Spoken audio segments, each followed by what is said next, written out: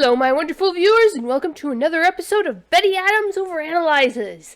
Today, we're going to take a look at a weird series of parallels that I noticed between the beginning of chapter 70 of Kaiju number 8 and some more stuff that happened way back at the beginning in chapters 1, 2, and 3.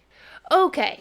So there will be spoilers through chapter 70, so if you haven't read chapter 70 of Kaiju number 8, you can take this time to click below the video, find the links, and get a copy of my book, Humans Are Weird, Monty Python Meets Star Trek, and these short story collections of human absurdity.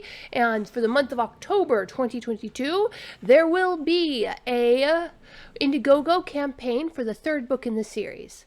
Alrighty then.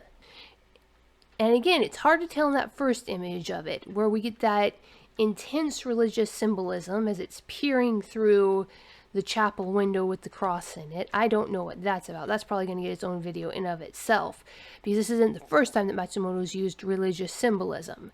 But as you can see this thing from the side, it begins to look more and more like a roided out version of the little guy. It's got that same almost brain-like venous cluster on the top of its head. It's got those same cone-shaped teeth, only a full mouth of them. It's got the same eyes, only the pupils are dilated beyond belief. And it doesn't immediately chomp Toku in half.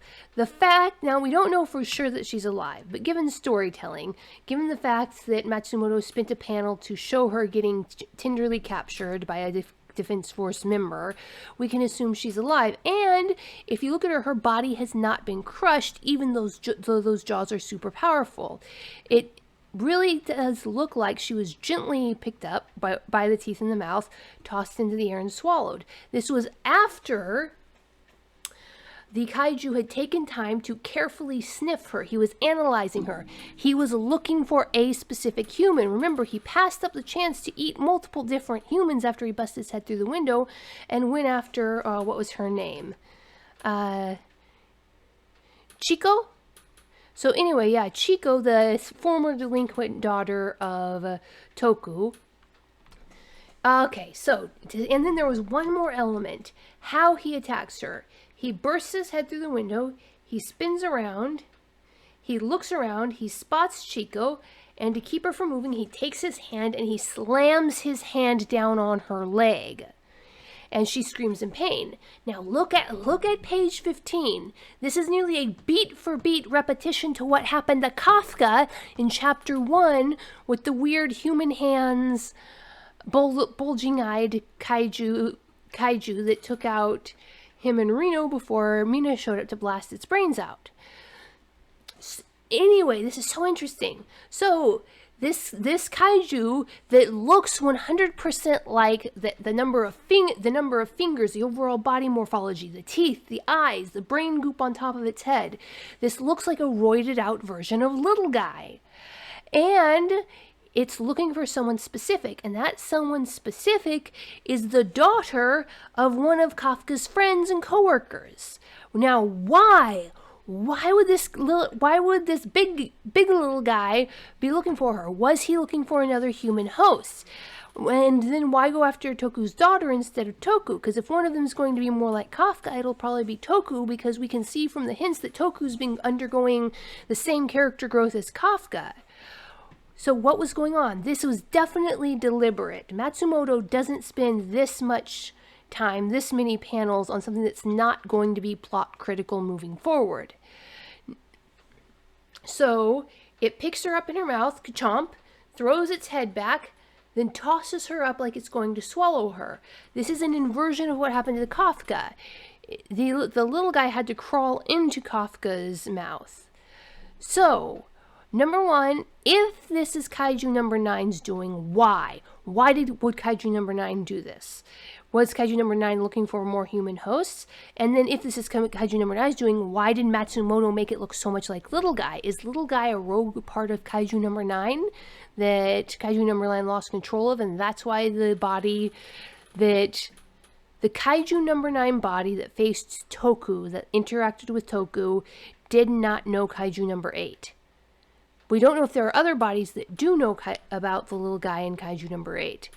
But, oh my goodness. So, is this Kaiju that attacked Chico's wedding, is he affiliated with Kaiju number 9, or is he affiliated with the little guy?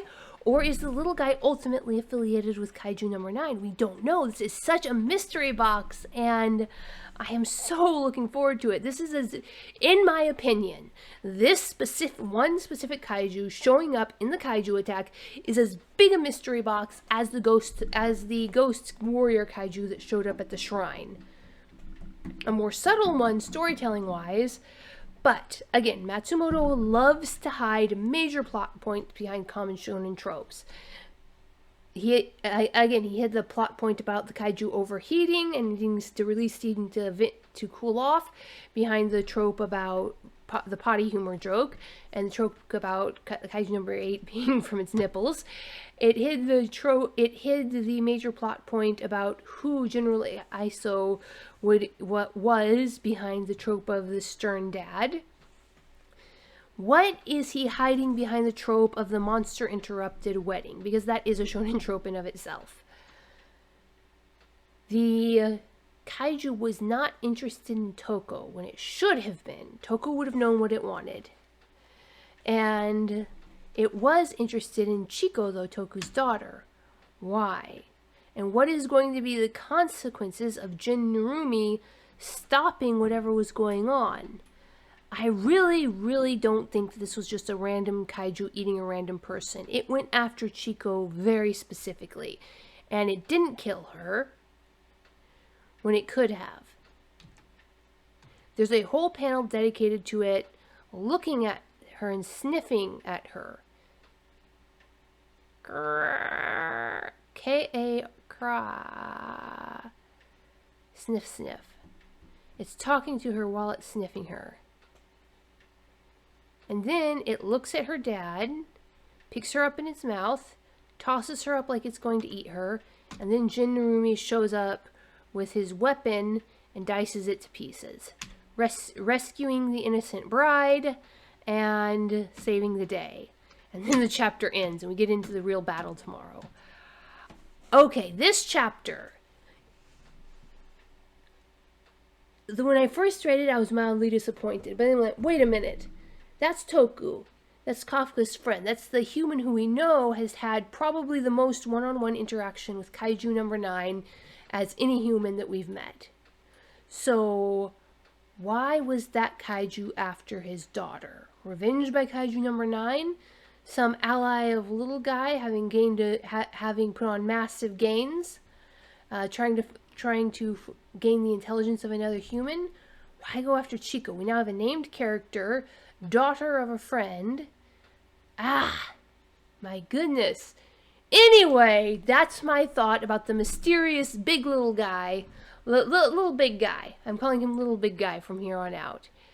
So, its core wasn't defeated. Jin chopped off its head, but I don't see a core anywhere in there. So, what's going to happen next? Alright, well, that's my thought on Little Big Guy. What do you think? What do you make of this? What did you read behind these images? Leave a comment below telling me what you think. Hit that like and subscribe button. In October 2022, check out Indiegogo for my book, Humans Are Weird. Title to be announced on October 2nd. Peace out, my wonderful viewers. Humans are weird. We took a vote, and humans are weird. I have the data. 2 books in a series of human absurdity. Go check out these short story collections. What will our little green friends think of us when we finally do make it to space? Find out the answer in 2 books of human absurdity.